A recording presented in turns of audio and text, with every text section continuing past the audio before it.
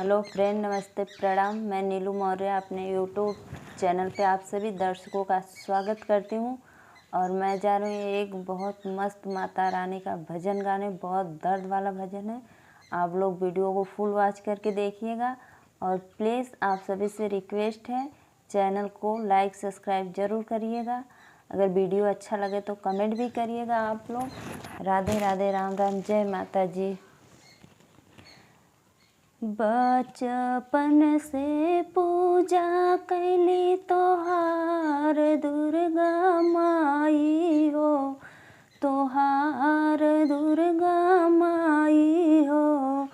काहे न भरलू गोदिया हमार दुर्गा माई हो, काहे न भरलू गोदिया हमार दुर्गा माई हो। बचपन से पूजा कैली तोहार दुर्गा माई हो, तोहार दुर्गा माई हो। काहे न भरलू गोदिया हमार दुर्गा माई हो, काहे न भरलू गोदिया हमार दुर्गा माई हो। तनवा मारे गाँव जवार दुर्गा माई हो, तनवा मारे गाँव जवार दुर्गा माई हो। काहे न भरलो गोदिया हमार दुर्गा माई हो, काहे न भरलो गोदिया हमार दुर्गा माई हो।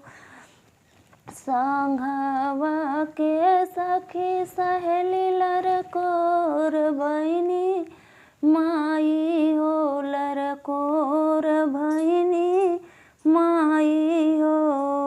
कौन गलती कैली हम भुलाई गइलो माई हो, कौन गलती कैली हम भुलाई गइलो माई हो।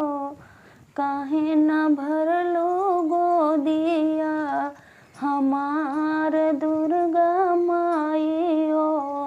संघवा के सखी सहेली लरकोर बहिनी माई हो, लरकोर बहिनी माई हो। काहे न भरलो गोदिया हमार दुर्गा माई हो। बचपन से पूजा कैली तोहार दुर्गा माई हो, तोहार दुर्गा माई हो। काहे न भरलू गोदिया हमार दुर्गा माई हो। बजनी का नामा छोड़व तू दुर्गा माई हो, छोड़व तू दुर्गा माई हो। भरी दे तू गोदिया हमार दुर्गा माई हो, भरी दे तू गोदिया हमार दुर्गा माई हो। जय माता जी।